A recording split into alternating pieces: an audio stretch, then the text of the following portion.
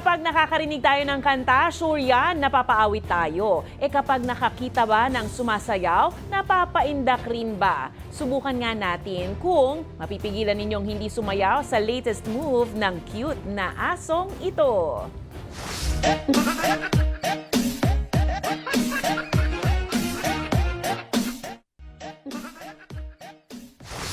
Yon, kung kayo ay may kwentong kakaiba, mga kwento ng pag-ibig o storya ng inspirasyon at pag-asa, maaari nyo itong ibahagi, sumali sa ating Facebook group na Balitang A to Z.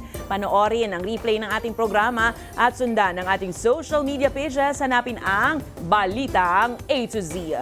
Ang ating pabaong quote of the night ngayong Martes ay mula sa isang spiritual mentor at author na si Aidan Tozer.